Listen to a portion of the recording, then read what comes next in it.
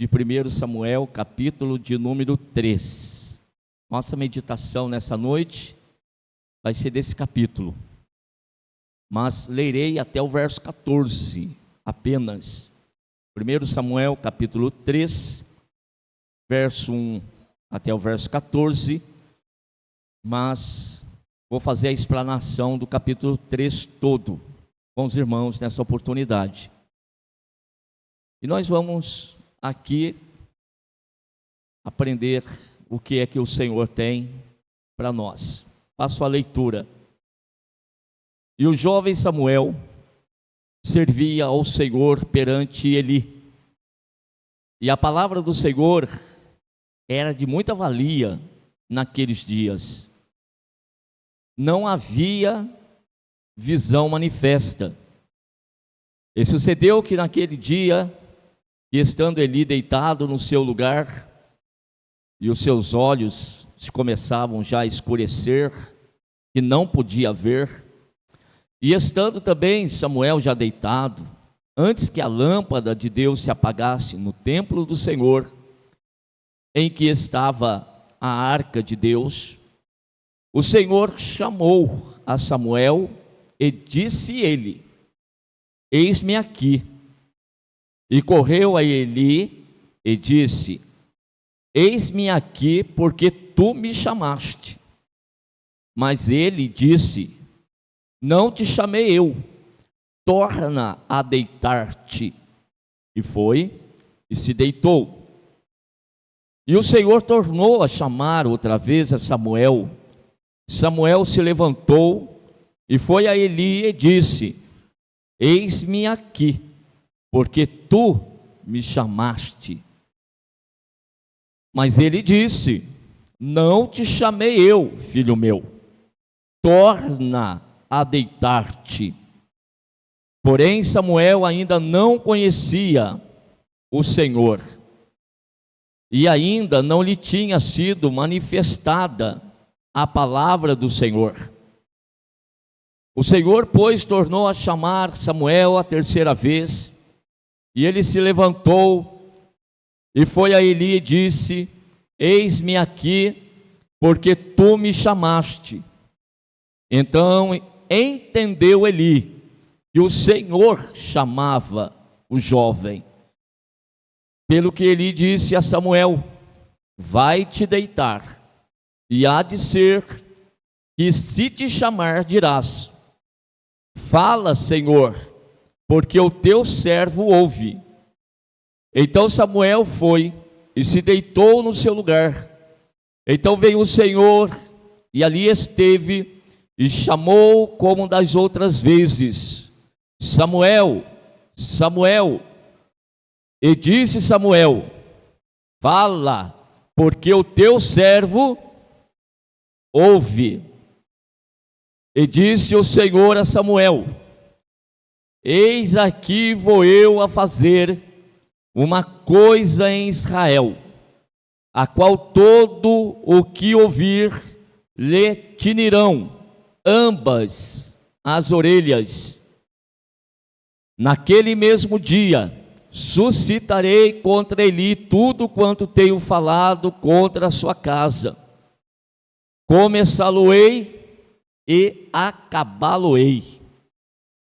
Porque eu lhe fiz saber que julgarei a sua casa para sempre, pela iniquidade que ele bem conhecia, porque fazendo-se os seus filhos execráveis, não os repreendeu. Portanto, jurei à casa de Eli, que nunca jamais será expiada a iniquidade da casa de Eli com sacrifício, nem com oferta de manjares. A leitura de um texto que nem é muito difícil de nós entendermos. Quase que não precisa nem de explicação a respeito daquilo que Deus está tratando com a casa de Eli, principalmente pelas mensagens que nós já ouvimos nos domingos passados.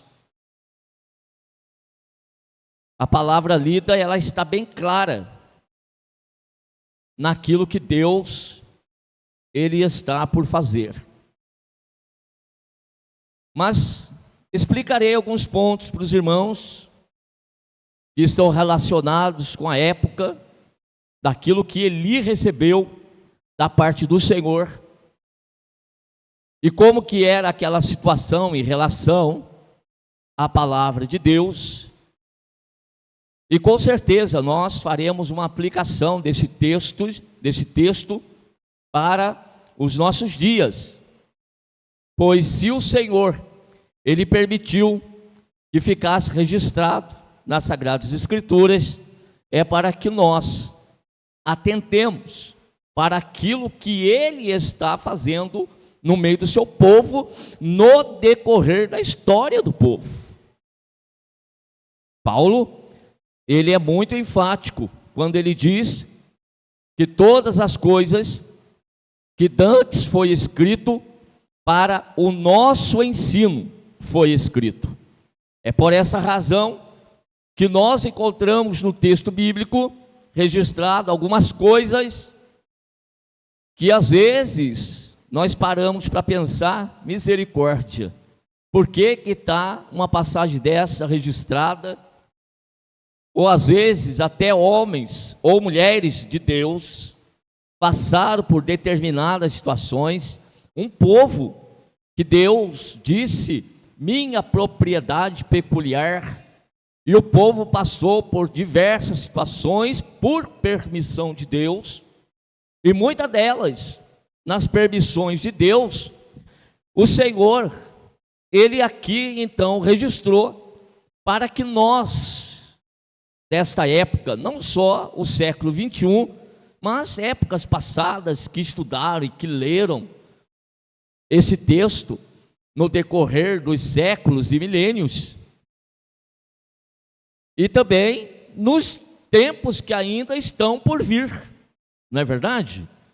Enquanto a igreja estiver na face dessa terra, esses textos têm que ser lidos e eles precisam ser explicados. Então eu começo com os irmãos, evidentemente, no verso de número 1, que trata a respeito de um jovem que servia ao Senhor perante Eli. E aqui já começo a lição para nós, que diante daquele sacerdote estiveram também os seus filhos. Presume-se que os filhos sejam de uma maneira mais fácil de conduzir do que uma pessoa estranha. Eu sempre falo, às vezes, em casa, principalmente para o Davi, que às vezes, conforme hoje diácono, mas para chegar nesse ponto de diácono, ele às vezes passou uns apertos comigo. E nada parecido com o que os irmãos outros passaram. Ao ponto dele, às vezes, eu estava lá no gabinete, e ele me chamou para conversar e me disse, hoje eu quero conversar com o senhor, mas não quero conversar com o senhor como pai. Eu quero conversar com o senhor, como o senhor sendo meu pastor. Eu falei, agora eu estou complicado. E quantas vezes o Davi me questionou a respeito da forma mais severa que eu tratei ele, do que eu tratei outros irmãos aqui. Mas tudo isso era para o treinamento e preparação dele, não só para este momento do diaconato, mas também para aquilo que ainda vai enfrentar, como obreiro na casa do Senhor, e também como homem, porque nós não estamos treinando somente homens para a obra de Deus. Muitas das coisas que eu tenho falado também é pertinente aos irmãos, principalmente aos casados, dentro de casa, com a família, e também na vida do testemunho lá no trabalho. Mas por que eu entrei por esse caminho? Porque para Eli deveria ser mais fácil tratar com seus filhos. E eu disse para ele, eu falei: filho, eu preciso ser mais pesado com você, porque você é meu filho, eu tenho mais liberdade com você. Com você eu tenho que ter maior autoridade. Eu posso cobrar de você coisas que eu não posso cobrar de outro irmão. Os irmãos devem concordar comigo nesse sentido. Tem coisa que eu cobro do Davi que eu não cobraria do Daniel, que eu não cobraria de outro cooperador da igreja, porque eu não me vejo no direito de fazer tal coisa. Mas do meu filho, não só tenho o direito, quanto tenho obrigação de fazê-lo. Ele tinha por obrigação, nas duas esferas, como um homem de Deus e como pai que era, orientar os seus filhos. E aí é onde eu entrei na mensagem. Presume-se que seria mais fácil ele conduzir os filhos do que conduzir Samuel, que não era seu filho, tampouco conhecia. Fora levado para a sua presença, para servir a ele e a Deus, mas ele não criou Samuel.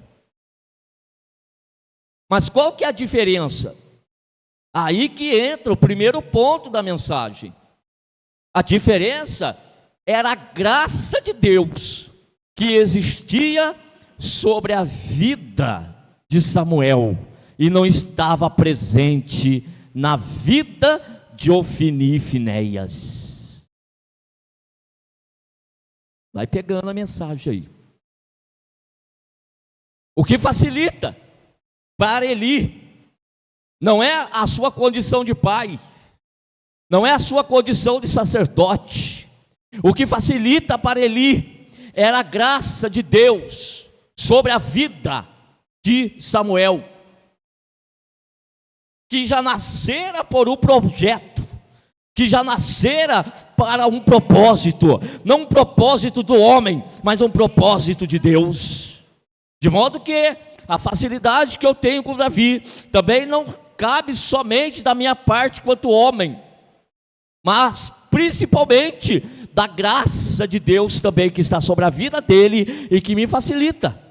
Porque tem muitos irmãos que é sabido que a gente educa o filho e caminha com o filho e ensina o filho, e depois o filho cresce e não absorveu nada daquilo que o papai e da mamãe ensinou com tanto carinho, às vezes com lágrimas, choro. Foi ensinado, foi instruído, foi orientado no caminho que devia andar. Ensina-se, filho, deve ser feito dessa forma e dessa maneira, mas não aprende. O que é que falta? É a falta do pai. Eu sempre falo isso para os irmãos. Há uma grande parcela da nossa responsabilidade quanto pais com os nossos filhos. Todavia, se não houver a graça dele, a manifestação dele, o propósito dele na vida da criança, do jovem, do adolescente, irmãos, o que nós fazemos é em vão. Às vezes nós formamos um religioso, às vezes formamos alguém que vai seguir a religiosidade, a religião, mas nós não queremos só isso. Nós queremos que os nossos filhos sejam bênçãos nas mãos de Deus. Nós queremos que os nossos filhos sejam vasos, sejam instrumentos. E isso o pai e a mãe não podem fazer. Papai e mamãe não pode tornar o filho ou a filha um vaso nas mãos do Senhor. E tampouco papai e mamãe pode levá-los para o céu. Quem constitui um homem de Deus ou a mulher de Deus na terra ainda é Deus. É o Senhor que chama, é o Senhor, irmãos, que vocaciona. E quando os dos nossos filhos são então vocacionados e estão caminhando nesse tempo, aí então facilita para nós. E nós já vemos nesse primeiro versículo que o jovem Samuel servia ao Senhor perante Eli. Olha a diferença. Uma coisa é eu ter o meu filho para me servir, para andar conforme os meus ditames. para andar conforme os meus preceitos. Outra coisa é o meu filho ter a sua experiência com Deus, tanto Davi quanto Miriam, ter as suas experiências com o Senhor, com Deus Criador dos céus e da terra, servir ao Senhor, ser útil para Deus, ser útil para o reino do Senhor. E o jovem Samuel, ele crescia perante Eli, não recebeu as instruções primeiras de Eli, não, receber as primeiras instruções dos seus papais, principalmente de mamãe. Recebeu delas as primeiras instruções de um relacionamento com Deus, de uma comunhão com Deus, e ele está crescendo perante Eli, servindo a quem? Servindo ao Senhor. Irmãos, como é que é importante quando nós temos pessoas na igreja que estão primeiramente servindo ao Senhor, que tem um relacionamento com Deus, que tem uma comunhão com Deus, que entendeu o propósito de Deus, e está nessa casa aqui com o propósito: estou aqui para servir a Deus. Mas quem realmente serve a Deus, também serve perante Eli, também serve perante os homens, também, irmãos, cresce na presença de Eli, e também vai receber a instrução de Eli. Quando é que Samuel vai receber a instrução de Eli? Preste atenção aí no texto. Então o jovem Samuel servia ao Senhor perante Eli. É diferente de querer servir o homem primeiro. Não queira servir o homem primeiro, não queira posicionamento primeiro do homem, não queira status primeiro, não queira posição primeiro, queira primeiro que o teu coração arda em chamas do Espírito, pela chamada e pela vocação de Deus. E aí sirva ao Senhor, que é certo que quem serve a Deus vai servir qualquer pessoa na face desta terra. Quem verdadeiramente serve a Deus, vai servir lá na escola, vai servir no trabalho, vai servir na família, vai servir na sociedade, vai estar pronto, porque serve primeiro a Deus, irmãos. É diferente daquele que diz: eu só ando conforme a vontade de Deus, eu só ando segundo a direção de Deus, quem me conduz é Deus, mas não respeita autoridade nenhuma, não respeita a esposa, não respeita o marido não respeita a esposa, os filhos não respeitam ali os pais. Então está havendo uma incongruência, não está certo. Lá no trabalho não respeita chefe, não respeita patrão, não respeita horário, é incontinente, é obstinado, e ainda diz que está servindo a Deus. Dessa forma, quem servia a Deus era Ofni e Finéias. Ofni e Finéias estava servindo a Deus dessa forma, fazendo uma parte da sua religiosidade. No entanto, a vida moral era uma desgraça, era uma vergonha para o pai. Os pais que têm os seus filhos na casa do Senhor, servindo a Deus, como é o meu caso, e o caso de muitos outros aqui, nós devemos levantar as mãos para cima e dizer: louvado seja o nome do Senhor. Porque os nossos filhos estão servindo a Deus, porque têm a graça do Senhor, não estão na igreja porque são filhos de crente. Não, o meu filho não está aqui porque é filho de crente, a minha filha não está aqui porque é filha de crente somente. Não, estão aqui para servir ao Senhor juntamente comigo e com a mamãe. Então, os irmãos que têm essa possibilidade, louvado seja o nome do Senhor. Nós somos bem-aventurados, porque quantos dos demais irmãos gostariam de ter esse privilégio? Gostariam de se expressar dessa mesma forma? Então, irmão, Samuel, ele tinha algo de Deus na vida dele, diferente do que tinha Ofni e Finéias.